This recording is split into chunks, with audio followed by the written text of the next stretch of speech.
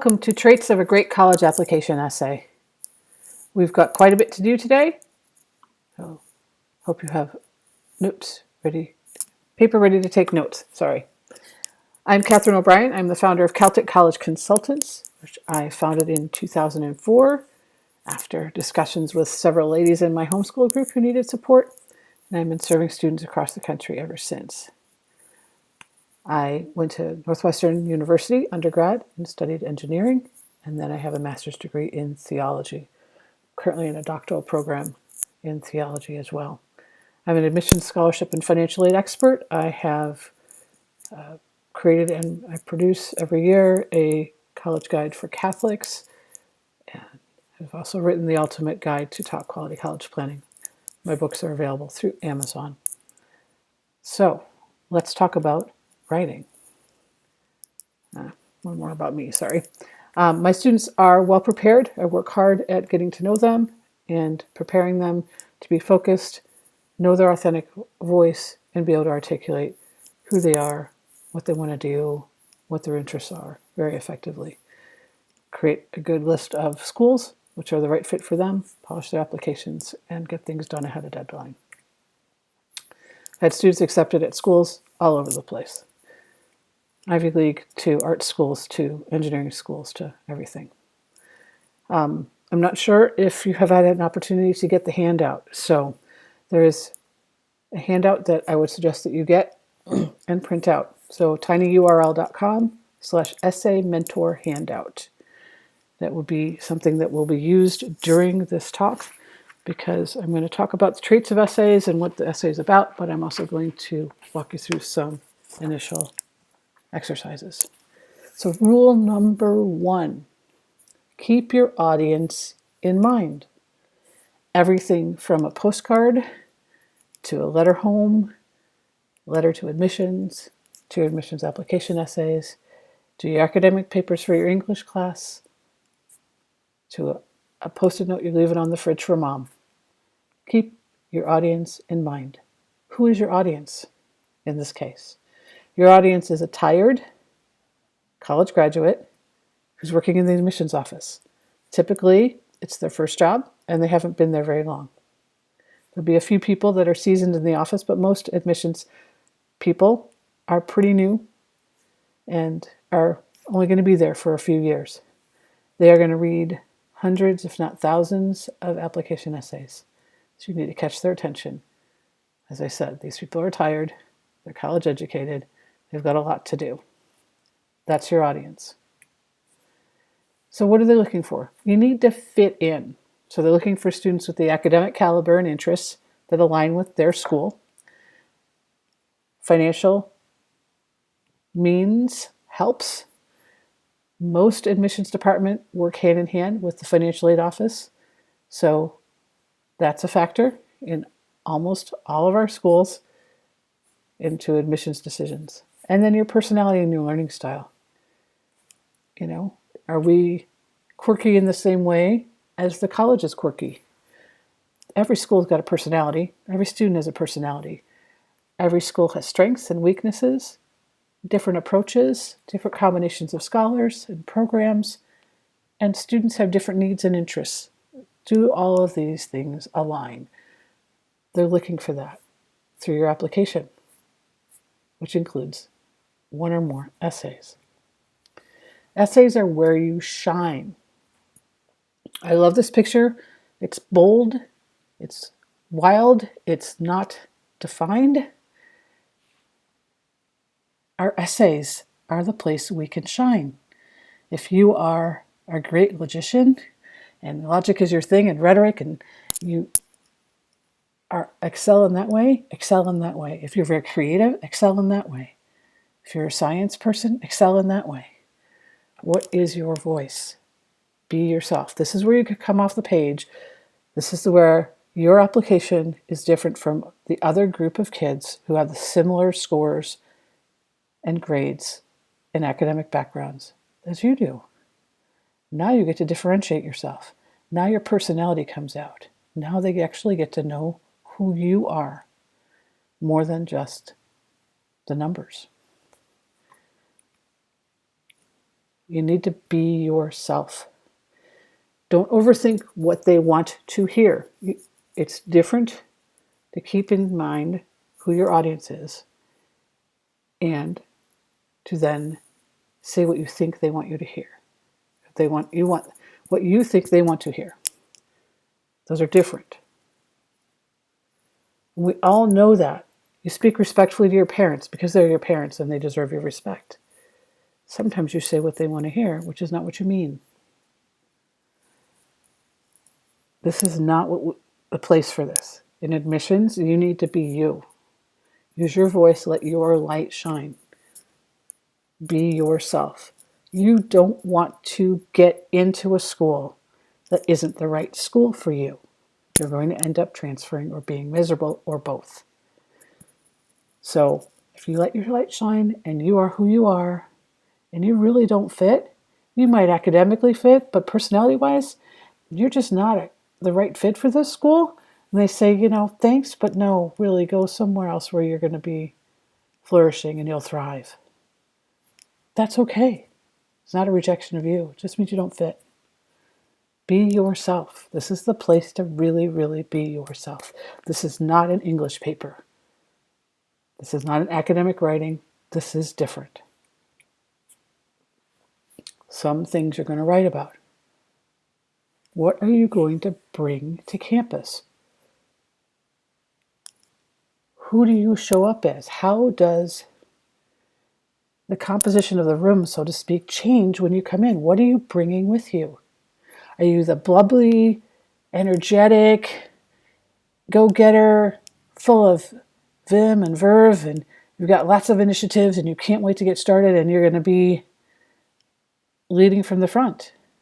Are you quiet? What are you bringing?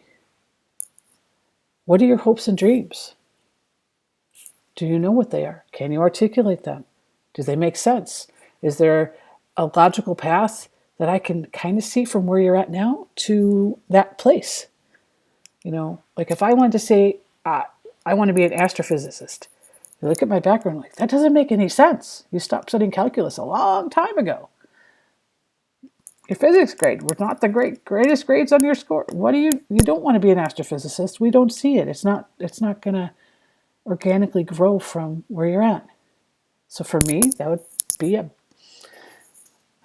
just be a non-starter. So what are your hopes and dreams? How do you see yourself? That's going to grow organically from who you are and your strengths. And what makes you tick? What gets you out of bed in the morning? What makes you jump out of bed in the morning? What would you get up early to do? What makes you you? That's what they're looking for. There are two main essay styles. So the montage and the narrative. So the montage is a lot like a patchwork quilt. It's got a theme, there's a pattern, but it's just little bits of all sorts of different things. It's like a medley in music. Okay, there's definitely a theme. There's some things that make it coherent and draw it together, but there's all these disparate parts. They're very different little notes and the little this and the little that thrown together. If we took this quilt apart to the rectangles that it started with and just kind of threw them around the room, you'd have like this mishmash of all sorts of little things. You'd be like, what is this going to be? And some of it, like the colors kind of clash. It's not going to go together. But when you put it together as a coherent whole, it makes sense. So that is one style. The other style is the narrative. You see the animated person there on the right, sharing with lots of vivid detail, and everybody's excited. They can't wait to hear about the next part of the story. They're telling a story. Usually there's a point, and obviously they're doing it in a very animated way, and they have engaged their audience. That's what you want to do. Does that mean you need to be jumping up and down like that speaker in the front there? No. There are lots of ways to intrigue your listeners. Typically, these are done in a timeline fashion, and so it's sequential, but not always. The patchwork quilt, not necessarily sequential. So depending on what you want to say and how you can best frame it, you're going to use typically one of these two styles. As I mentioned, the montage has a theme that ties it together. A scrapbook is another analogy for this. There's something that makes it all hang together, and all these bits and pieces of you come together to tell something significant about you, but they're also pointing out different aspects of you. These little vignettes or little stories or little snippets. These particular things or little particular stories. And they have to be really tight. You know, for your Common App main essay, you've got 650 words. So you are not wasting any words. That's not very long when you start getting into having little snippets of things. So it can be a difficult kind of essay to write, but can be really, really effective. In the packet that you printed, hopefully, since the beginning there, you will see a couple of examples. Okay? Narrative. Most of us are going to use a narrative. Beginning, middle, and end. There's a series of causes and effects. We see both of these in movies and in books. Some of the books we write, the modern fiction, you'll see, chapter 1 we're in, Birmingham, Alabama, and now we're in England, and now we're here, and now we're there, and this is going on, and that's going on, and then we're jumping characters, and we've got multiple plot lines, and eventually they come together. Or we've got your typical story, goes from the beginning to the end. They both work. Sometimes we start in medias res, in the middle of things, and then eventually we get the backstory, and we move it forward to the conclusion. So both of these can be very effective. So how do we get started? With all this in mind, hopefully you've had time to get everything printed while I've been filling you in on these various aspects. Where do we get started? So the first place we do is, what's our vision? What's our message? What are we trying to say in our essay? So you need to sit down with the other parts of your application and look at them analytically like they do. And what do you know about this person? They're male, they're female, they're from a city, wherever they're from. They want to study this. Okay, they're a homeschooler, or they may not even know, depending on how you're homeschooling, right? They may not recognize that. They've had these courses, they've challenged themselves, taking really rigorous classes, or they haven't, whatever the mix is there. The grades, the trend in the grades is this, that fits with the test scores, or the test scores don't fit. They have these activities, this leadership, these interests. Okay. So what don't they know?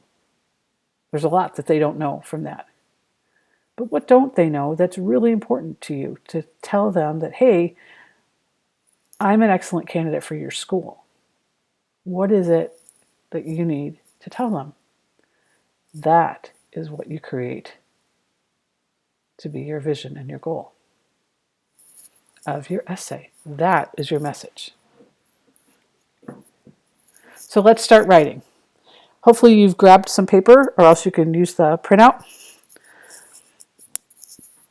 So you have several things. So we're going to do a few exercises here. Some we'll do during this talk, but mostly I will tell you things to do that you can implement and do later. So the first brainstorming exercise is what we call the essence objects. And I have borrowed heavily from the College Essay Guide. He has done some training for a number of us, and it's been very, very helpful. So these are his exercises. So the essence objects exercise is to think about collections of objects that bring something to mind. Let me give you a couple examples. So here's one, here's the other.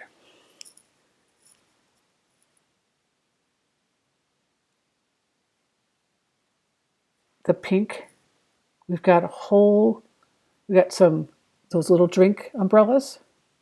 There's a hat, got a pair of flip-flops, a palm frond, pineapple bag, a towel. The way that they're hung, it looks like motion. It looks like the breeze is coming through. This gathering of objects tells us some things about this person. They're very comfortable. They're probably young. They definitely like the beach scene. You know, they're a little probably adventurous. It's pink, so I'm guessing this is a female or a very creative type person, because the flip-flops are kind of big, so it could be a guy. But it's probably a gal, but it could be a guy. Okay, the other essence objects. And I'll explain more about these in a sec, but I just want to look at the pictures here. We've got earth tones. We've got lots of woods. These are antiques mostly. They're gathered nicely. Everything's positioned very carefully. So we've got creams. We've got browns from the woods. We've got a dark brown. We have some dried flowers, it looks like. We have the pine cone and the branch. Very artistically arranged. We've got combination here with the brass there from the teapot. So different kind of a vibe going on that you're getting from this person. Are they academic? Maybe. There's a book there. But they certainly notice colors and textures. They can put things together well, combine things that wouldn't necessarily go together well into something that looks coherent and fits together. You've got these artistic kind of whimsical lines of the branches and the three natural things there, along with these carved lines of the wood pieces. So for yourself, you want to close your eyes and imagine a box, and inside is a set of objects. Each of these is what I call an essence object for you. Each one represents one of your fundamental qualities. So each object is more than an object. Each of them is something you might take if you were a kindergartner to show and tell, to show people something about yourself. So here's an example from my own life. I have a bottle of cucumber melon scented hand lotion. It's old, but it's not empty.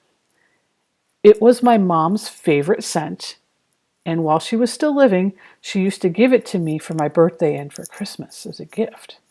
I love the scent as well, and so I would get it over and over as a gift, which was just delightful.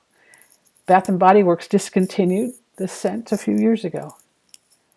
So I went and I bought a bunch so that I would have them. My mom's been gone a long time. And I have it on my desk. I don't use it as much anymore because I'm running out, but it's there. It's a concrete reminder to take care of myself and that my mom loved me. And my mom was not a very touchy-feely, smelly stuff, feminine person at all. She was a bit of a drill sergeant, to be honest. So it reminds me, because, the acorn doesn't fall too far from the tree sometimes, to be gentle with myself, to nurture myself, to take a minute, smell something beautiful, take a minute, put something on my skin, to just be nice to myself.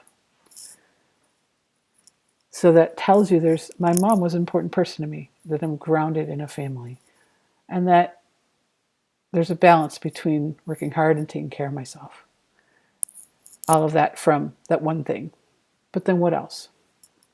So later today, I want you to make a list of 20 essence objects. Now, you are an infinitely complex and creative person, so I'm confident you could come up with hundreds of things. But I want you to limit it to 20. And let your mind wander. So here are some questions that might help you along, and feel free if you want to make a list now as you're thinking about it. But what's the best book ever? The best money you ever spent? What'd you spend it on? What's your favorite word? So you see, they're not all physical objects. When were you so embarrassed you wanted to disappear?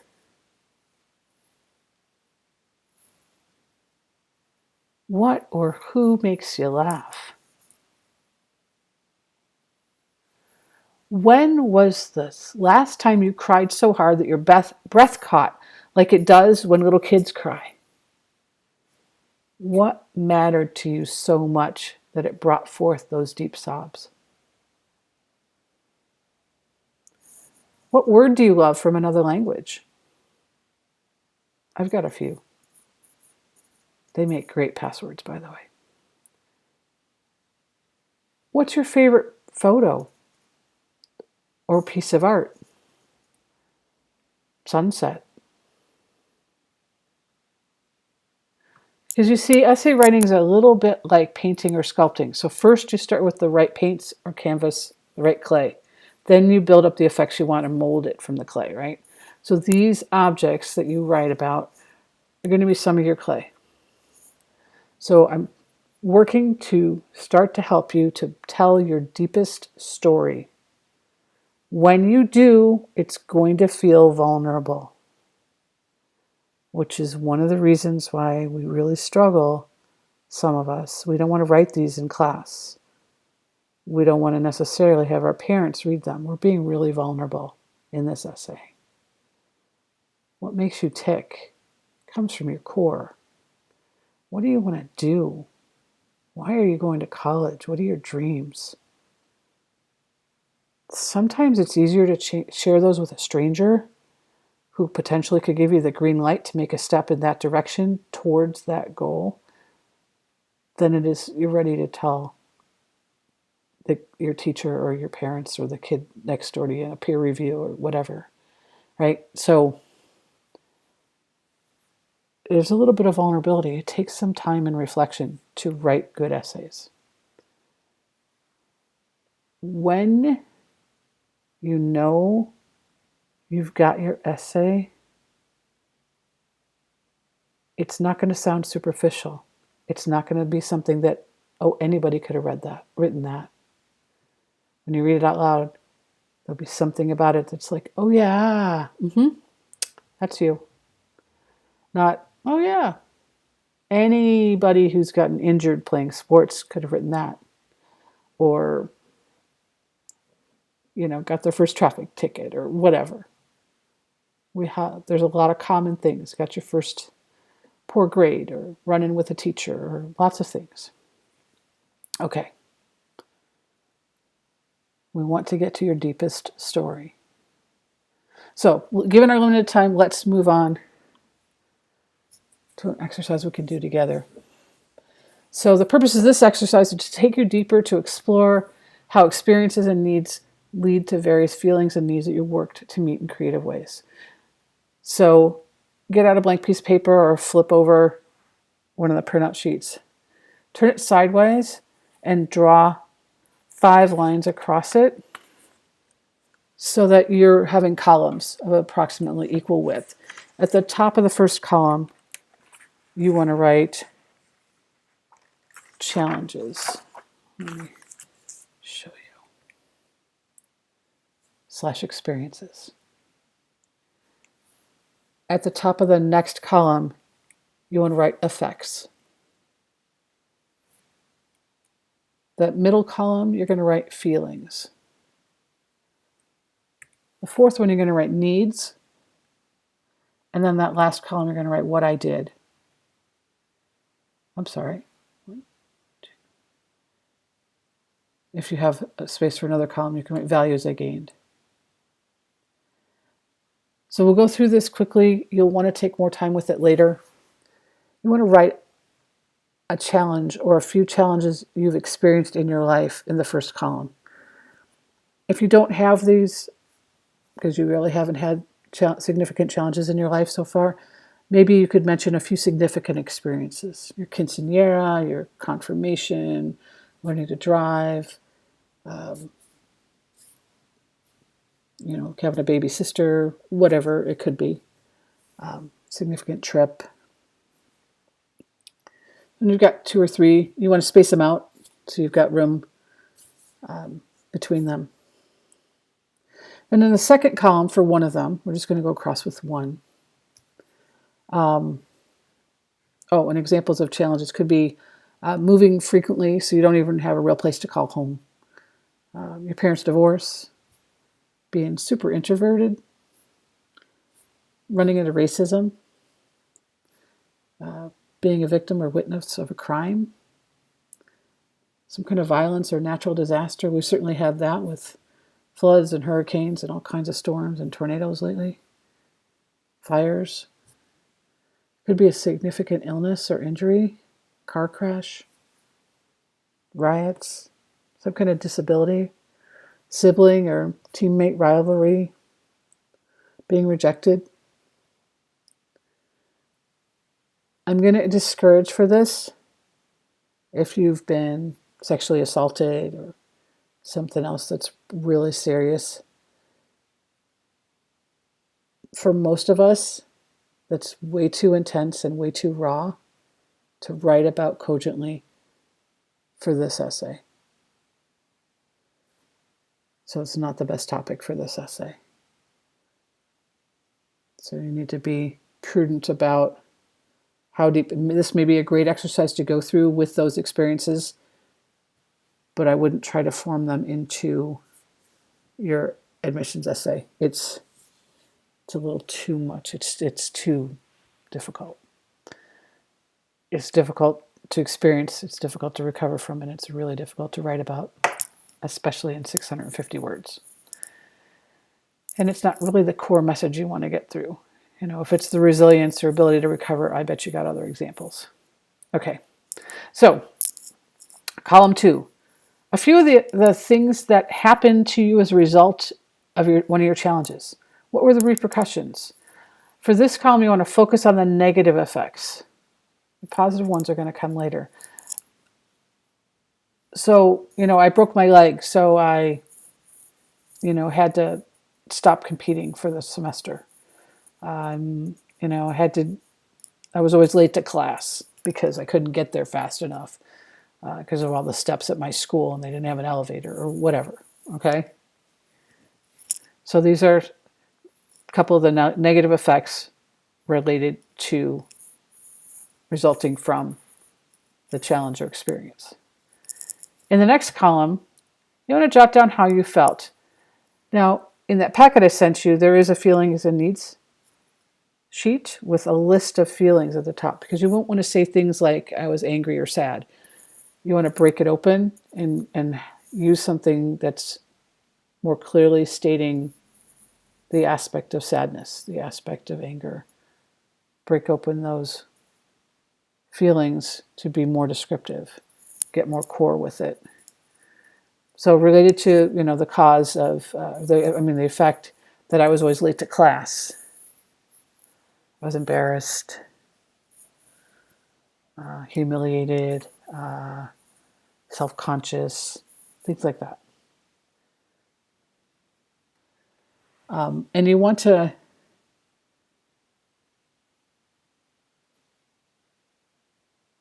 think too, are there any emotions that might surprise you? So really remember. Okay, so your feelings, for every feeling, you want to ask what need wasn't being met. And that's going to go in the needs. So you want to take time with this and let yourself really remember. And like my simple example of breaking my leg, I'm on crutches, so I'm late to class, so I'm embarrassed. Well, the need for empathy, for consideration that I'm in pain, that it's difficult to move, instead of people kind of laughing at me or looking at me funny, the support and encouragement of my classmates and teachers. That's my need. That's what I'm needing, and I'm not getting it. So that's the need that's behind that feeling. Okay, so you can see how this is breaking things open. So you'll want to take time with it later because we're not going to have enough time to keep this short enough for you to break into all of these and really take time to get descriptive. And when you do, you want to think, are there emotions and needs that might actually surprise you? Something that maybe you skipped over when you're going through it fast, but it's there. It's just a little deeper within you. And then what I did. You want to note the skills, the values, the resources that you developed during this time. So one of the pages is there's a values exercise, which we'll go back and do in a minute. There's a number of options there that could give you an idea.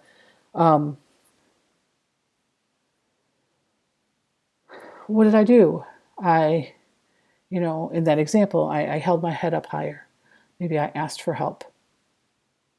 Maybe I took time to speak to teachers that I wouldn't have to address the issue of what I'm missing at the beginning or how to handle things in a way. And I've learned to self-advocate that I didn't have that skill before. Or I went to the school and I got somebody to carry my book bag for me, because trying to get to my locker and change out my books and carry that and having it flopping on my back while I'm trying to trudge up and down the stairs on the crutches is really difficult. And so I got a student aide to help me. Just that learning how to advocate and learning how to think out of the box of how can we get this done? Or there's a classroom set of textbooks and I'm going to get to use one, or whatever it is. Okay, so those are things that you did. And then values that you gained is a piece of that. How you met the needs.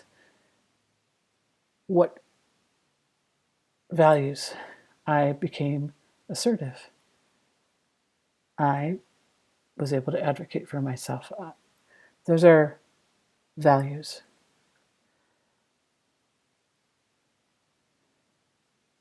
Okay.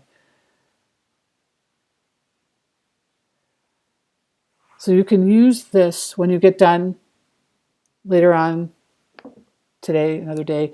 You go through and you're going to fill this out. It's going to be multi-pages, and you'll have all the columns filled out. And you'll have some duplication of feelings and different things at different columns, and that's just fine. Sometimes we have several challenges and experiences that together build a skill set in us of ways that we handled things, and values and strengths and abilities that we gained because of those experiences. So you can play with these columns. How do the challenges from your past connect to your future career? This is one I hear a lot of kids that were injured when they were young or had conditions and they had to go to the doctors a lot. A lot of them want to do medical things.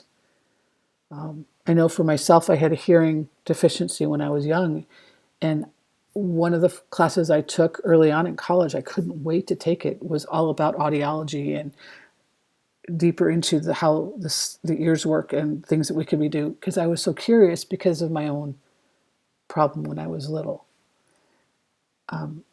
That's very natural. So how sometimes it's not so obvious, sometimes it's obvious how things are connected. And you experience challenges which had particular effects on you. They impact you in a variety of ways. So you took action to get through them, and then you develop certain resources and strengths and skills and values. And those resources, skills, and values are going to serve you in your chosen career field. Sometimes that list of values lines up with what our message is. And now I'm seeing connections, am I not? I'm trying to say that I'm resourceful, I'm resilient. And now I'm seeing, as I go backwards on this exercise, some events that I could talk about that help me develop this skill. And now I've got all kinds of bits and pieces to help myself articulate that story very effectively, because we've dug in and we haven't used simple emotions when we're describing, etc. So there's a lot you can mine from this. Okay. So let me jump back because these were in the wrong order. So the values exercise. So what we're going to do with this, if you could pull that sheet out, is we're going to take 1 minute and I want you to go through and pick 10. The top 10 values for you. Go. I've got a timer going. These are not moral values. This is not a lifetime commitment, just the 10 that strike you.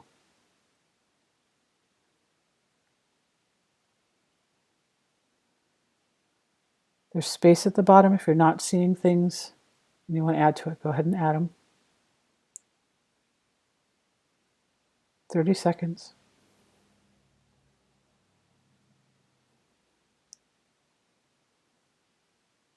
Top 10 values.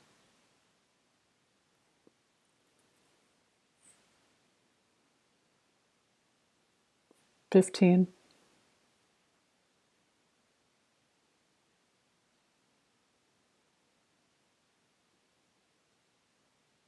5.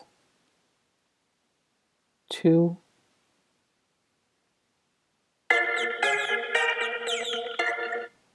Okay. So from that 10, I want you to pick your top 5. You get 30 seconds. Go.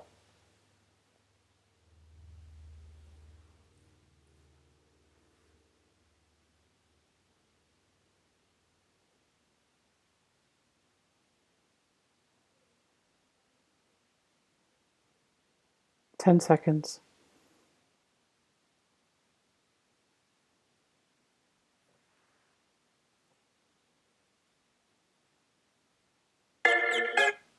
Okay.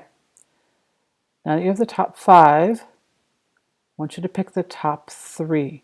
You have 10 seconds. Go. Don't overthink it. Just pick. 5 seconds.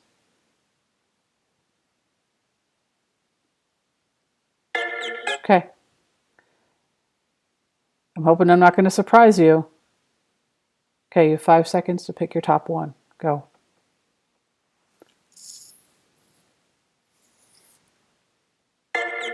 Okay.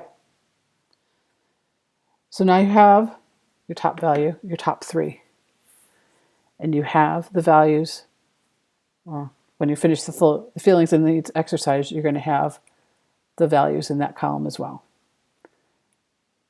So that's a lot of resources. Put together with that the 20 items from your essence objects exercise. And you've got a lot of raw material from which you can draw to create really incredible essays.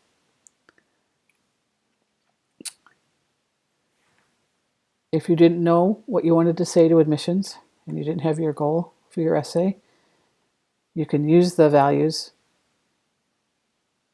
to suggest goals. You can use these to evaluate your academics and extracurriculars. What else does admissions need to know? And get your goals. You want up to 3 goals tops in your essay. And write. So, the elements of a great essay, to spell them out. Use objects and images rather than adjectives. Okay? Engage the imagination and appeal to all the senses.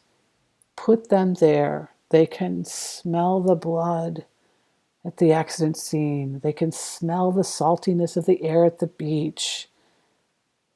They're feeling the sauce drip down their chin from the scrumptious food that you made, whatever, okay?